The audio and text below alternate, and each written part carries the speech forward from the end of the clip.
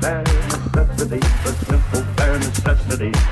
Bare necessity, but simple bare necessity. Hey there, it's Bre, and today's video is going to be my July and August wrap up, and hopefully this is going to be going up on time. I'm a little bit behind because I had some technical difficulties with the video that was supposed to be going up before this one, but I decided to just delay that video. I'm going to talk about it a little bit more at the end of this one. Anyways, let's go ahead and get into the books. So the first book that I completed was In Real Life by Cory Doctorow and Ginny Wong. This is a graphic novel that's kind of got YA contemporary type of vibes to it. The pronunciation varies from country to country, so I'm just gonna go with Anda today. So our main character is Anda, gets into this multiplayer roleplay game called Course Gold Online. And she has the chance to become a part of a guild if she proves herself. She meets a lot of new people from all over the world through this game, which is really cool. And she learns a lot of things about life, about real life, through gaming. She also learns about some of the challenges that people encounter in trying to discern the difference between right and wrong. This was definitely a surprise for me. I went into this expecting that it was going to be more about Anda and her self-discovery journey and trying to like figure out who she is and becoming a confident human being, but it's actually way more about like right versus wrong and gaming politics and females in gaming and also working conditions across the globe. The art style was much more enjoyable than I anticipated, and I thought it was really cute. The really cool thing is that it features different body types, which I really enjoyed in this as well. I wish I got more development of the characters outside, like more internal development of the characters outside of like how they interact with the world, like more just like Anda becoming Anda. A 4 out of 5 stars. The next book that I completed is City of Heavenly Fire by Cassandra Clare. This was a reread for me. It is a YA urban fantasy. It is definitely a low fantasy. It's set in New York, but this particular book also takes place in other dimensions. And for a synopsis, there's going to be a link in the description box that takes you to the synopsis of the first book in the series. This is one of my favorite books in the Mortal Instruments, if not my favorite. Because it has just so many things and so many emotions. For those of you who haven't heard about it, I have a very strong emotional connection to this series. Got me through a really tough time in life. So I'm always going to look at these books and be like 4 and 5 stars, no matter what. It's just going to be that way for me, and I feel like I'm going to be that way about all of Cassandra Clare's books, but honestly they are so very good as well, and she continues to improve in every single book that she publishes.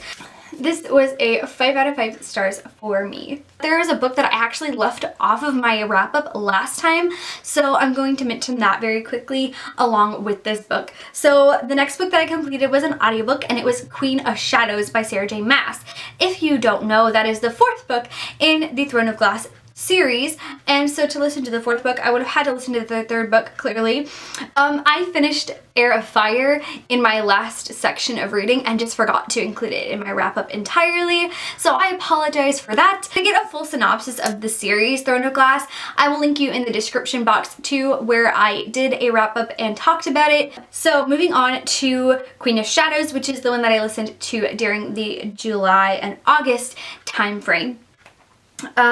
This one is not my favorite either. I enjoy it more than I do Heir of Fire, but less than I do the first 2 books, Throne of Glass and Crown of Midnight. The next book that I completed was Jay's Journal, which is written by an anonymous person.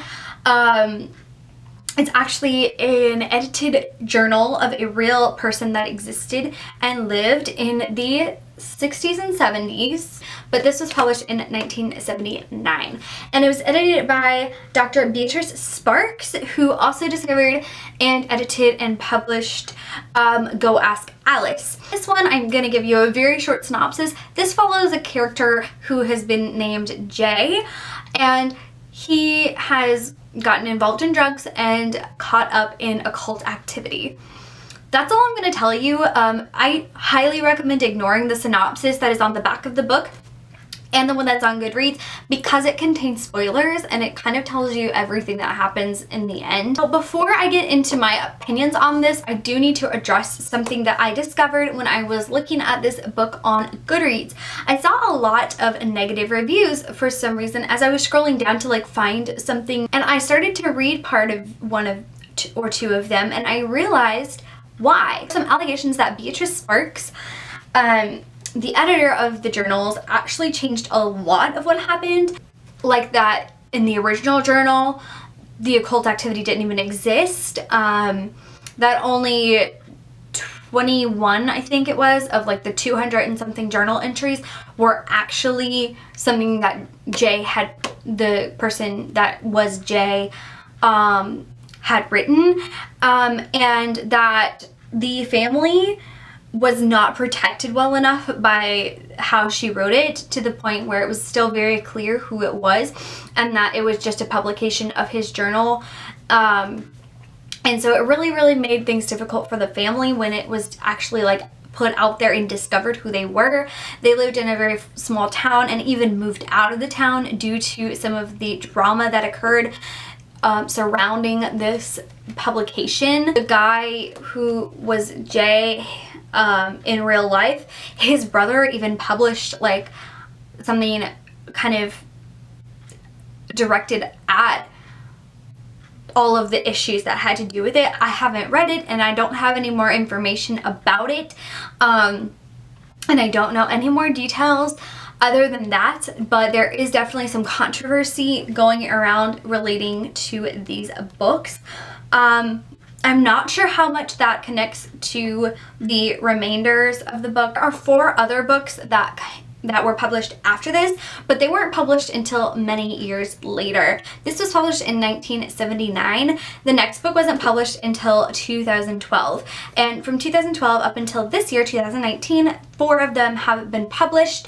And so I don't know any of the details. I know that Beatrice Sparks did pass away in 2012, so I don't know if she edited those books prior to her passing, or if these have nothing to do with her and they were just kind of done in the same vein. I also don't know if they are really someone's real journal. I can't get any, you know, details or information at this time. So if I discover any new information regarding this, I will let you guys know. Regardless though of that, I think it is a very good, harrowing story to read. Depends on if you can separate those real life situations from the book and just read it as a book that may or may not be of a real person, and you separate the drama surrounding how this may have been done wrong, then it's really good. Apparently there's also a movie for Go Ask Alice, which I discovered while I was trying to research more information about Jay's journal. For me personally, as I was actually reading the book, I found that I struggled mostly with just, it was difficult when it first brought in the occult activity stuff for me to read, and it got kind of like uncomfortable for a bit, but after a while I started to settle in a little bit better and feel a little bit less discomforted. But it definitely can be discomforting to read. However, after seeing that all of this occult stuff was kind of possibly just added in, I'm not sure how much credit I can give those feelings that I was having, because a lot of the feelings I was having was like, this is something that really happened to a real person. Like, they were believing all of this stuff, and it was very stressful for me on my spiritual, like, serenity. Definitely trigger warnings in this book for, let's see, alcohol abuse, addiction, occult activity, questioning of your beliefs, or things that could raise question and stress, you know, put stress on your faith. If you have a belief system of any kind. Also depression, suicide, anxiety, sexual abuse, and so much more. This is basically like, these books are literally just like the most raw and like full of triggers that you could imagine. Like, the first one didn't really trigger me, but this one did a little bit, for me personally, and it was a little bit difficult at times, but I ended up, you know, being able to separate myself enough to read the rest of it, and I still ended up getting it at 5 stars, mainly because I was like, okay, well, that was triggering for me, but it's not necessarily gonna be triggering for everybody, so I don't think I should rate it down, because, you know, by the end, it was just, wow, wow, wow, wow, wow, wow. A lot about this one, but it's because I wanted to give some background information about things that I learned about this book, and the other books, because you are still going to be seeing those other books throughout my wrap-ups, so I wanted to kind of address that. So the next several books are included in the reading rush, so from here until I say otherwise, all of these books were books that I read during the week of the reading rush. Swin Summer by Jillian and Mariko Tamaki, or Tamaki, or Tamaki. You see where my stress came in? Literally, I found all of those pronunciations online too. Because I've heard Tamaki and I've heard Tamiki. Or Tamaki. I feel like it's Tamaki. Because that's, I'm thinking of like Oran Host Club, and it was Tamaki. So, I'm saying Tamaki. Graphic novel, and it was contemporary-ish in its style. Our main character is Rose, and she goes to this island every single summer with her family. She always gets to hang out with her best friend Wendy, and it's the best thing ever, and she's so excited every year. But this year things started to get a little weird. Her parents keep fighting, and she and Wendy inadvertently end up kind of following along the story of a pair of teenagers and their kind of drama in their life. Well, this book was kind of different than I was expecting in a lot of ways. I feel like how different it was definitely affected my perception of it, and I feel like the synopsis can be definitely deceptive. First of all, the art style is absolutely gorgeous and I loved it. The only complaint I had with the art style is that I feel like some of the women especially that were adults were made to look much older. The main characters are definitely way younger than you would expect them to be throughout the entirety of the story. Like, based on the cover, it looks like they're going to be young, but they stay that same age throughout the whole story. It's only set in that one summer. So you would think that it's going to be more YA, but it kind of, and it is, but it is through the eyes of these kids that are significantly younger, which is fine, except for because of that, we're actually seeing everything that is happening plot-wise through the eyes of a bystander. They are simply observers of what's happening in the story, and that's the perspective we're seeing it from. So it's kind of like following the story from the side character, in a way, is kind of what it feels like, and not in the best way. Like, I feel like that's a cool concept to do, but it didn't really feel like it did it great. If I were to reread this, I could enjoy it more potentially. Because of the two plot lines that we're following, I really feel like it could have been significantly shortened. It wasn't about them at all. It was about her mom and these teenagers and everybody else but the characters that we're actually following. I warn you that the trigger warnings are kind of spoilery in my opinion, so I'm gonna throw that out there just up front. So I'm going to hold the book up, and when I put the book down, the trigger warnings are done. So if you don't want any spoilers, then go ahead and mute the video and then keep watching, and then when I put the book back down, then you can unmute it again. Trigger warnings are for depression, suicide and attempted suicide, infertility, teen pregnancy, abandonment, and of course, those are just kind of a short list. There are definitely a lot more triggers that probably live in this. That's just my summary of them. I rated this a 3 out of 5 stars. The next book that I completed was The Princess Saves Herself in This One by Amanda Lovelace. This is a poetry collection. This somewhat follows like the development of a person, of a female, into becoming a confident and independent woman. It also has a few of those, you know, kind of like feminist stance types of bits in there as well. Honestly, in my personal opinion, here's what I think. I wanted more of that personal development and that growth of becoming a princess that saves herself. Like the story of a princess turned damsel turned queen.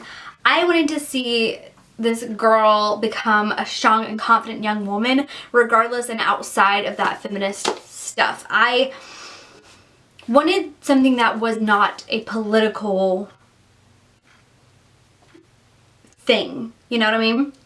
Because I understand it, but sometimes I just want something that's just about a girl becoming a strong and confident woman that has nothing to do with... I did really like it though. My only real complaint is not so much the content as it is the writing. I have found that all of these modern poetry people, it's just like they make a statement and then they put hyphen da-da-da, and it's supposed to turn it into a poem. It's like literally like it's a statement and then like a hyphen with a thing. Now keep in mind this was not the only poetry collection I read, so they kind of blurred together a little bit. I feel like this one was more poetically written than the other one that I'm going to talk about in a bit. 4 out of 5 stars. Okay, so the next book that I read was Sinful Cinderella by Anita Vale. This book does not need a synopsis. It's literally just a Cinderella retelling that is grim dark. And I mean grim dark. This is like very dark. It's not like dark magic so much as it's like just dark. Real gritty. It made me shook. Like I enjoyed it. At first I was struggling a little bit because I definitely was anticipating a different kind of dark than what it was when I actually got into it. But once I like got to the end, I was so shook that I'm like, yes, honey, yes, ma'am. I want to reread this and I want to read every other one that you've done so far and I want to keep reading this forever. It is short, but it is everything but sweet. It is so dark, but it is so interesting and unique, and like there are definitely some things that she definitely needed to improve in her writing, some kind of cringy things as far as like how they were written. I think it was maybe like some dialogue wasn't that great. Every single trigger warning that you could think of. If you don't want anything that has to do with like anything dark, then just don't even touch it. I gave it a very high 4 out of 5 stars. If I rated this solely from how I felt by the end of the book, I would have definitely given it 5 stars. So it was definitely really good. The next book that I read was The Witch Doesn't Burn, and this one by Amanda Lovelace. This one I liked definitely less than the previous one that I talked about. This one, it had more of the feminist side of things, which I wasn't really looking for. I enjoyed this one less, I believe, if I remember correctly. Honestly, if you want my full thoughts on any of these books that I'm currently talking about, then you need to go back to my Reading Rush readathon vlogs. That's where I actually talk in depth about each of these books as I'm reading them and once I finish them, so you get the full effect of what I'm thinking. I do it all completely spoiler free, so you don't have to worry about anything like that.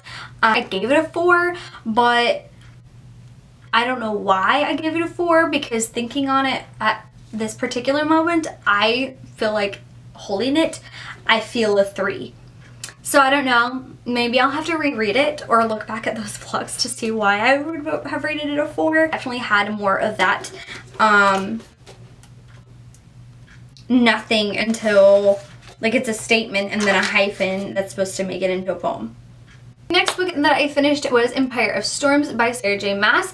This was the 5th book in the Throne of Glass series. It is definitely one of my favorites. It sits right up next to Crown of Midnight for me. I love this one. It really builds the tension, it builds the story, and it brings it to this intense point. It's a 5-star read for me. So the next book that I read was The Cat in the Hat by Dr. Seuss.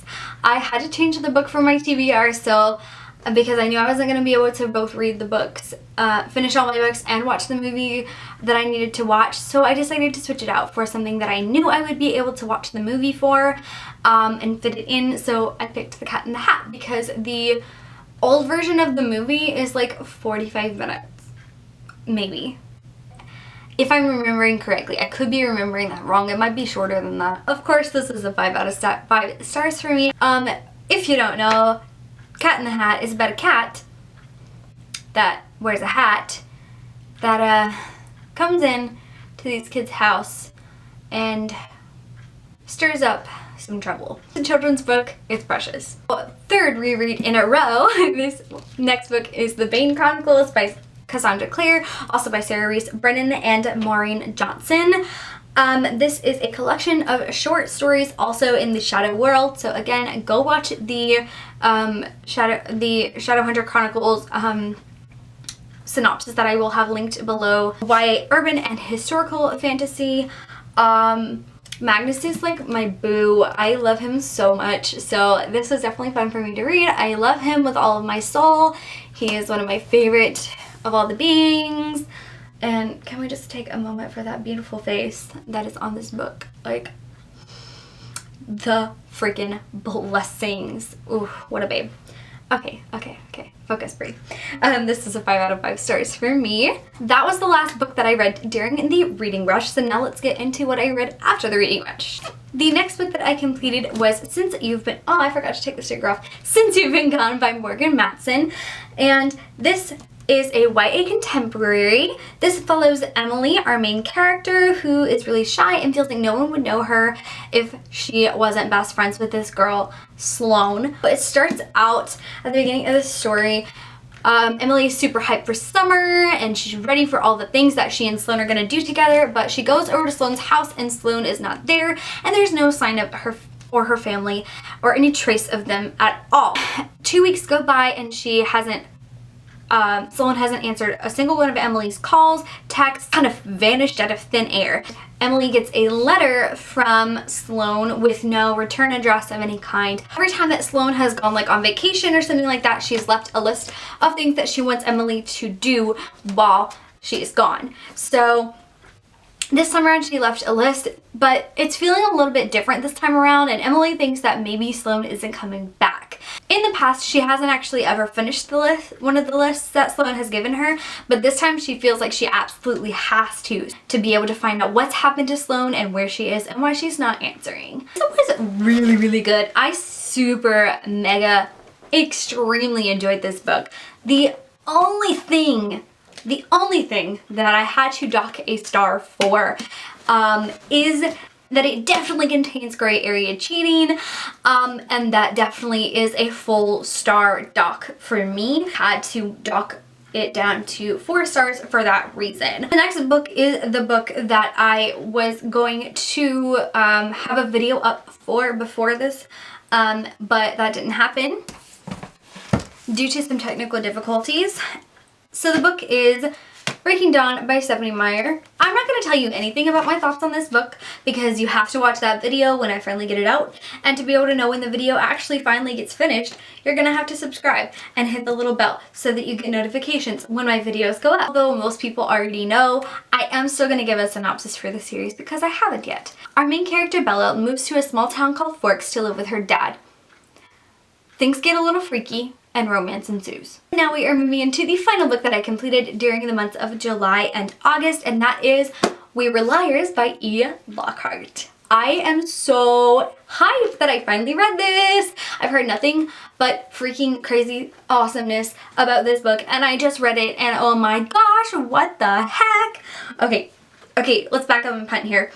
Okay, so thrilling, mysterious, dark, contemporary. It's not like a thriller, it's not like a mystery, but it's got like thriller mysteriousness, and it's like a contemporary for most of the book, but it does have like thriller-iness throughout and like mysteriousness throughout. So it's definitely very interesting.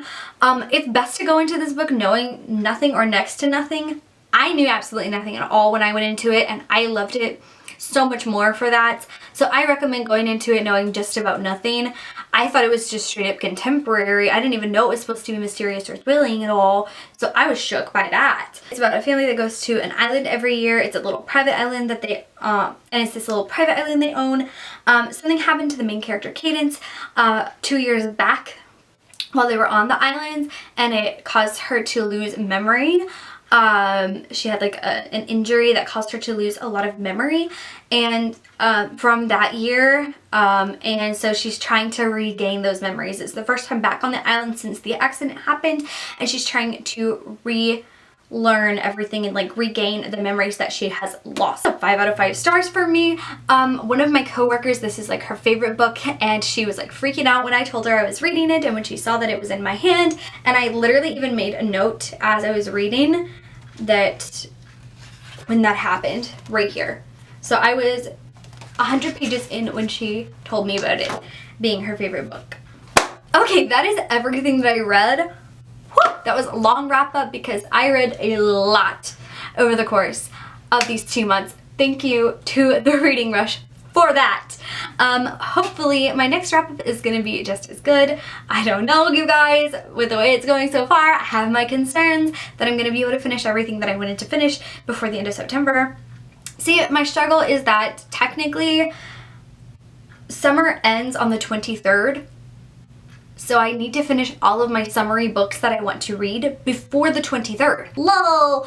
Anyways, I hope you guys enjoyed this video, and I hope to see you guys very soon with another one. I have more videos coming out soon. I hope to get my breaking down video done very soon, but I'm trying to be chill about it and not stress over it, so that's why it's not up yet, is because I'm just trying not to stress.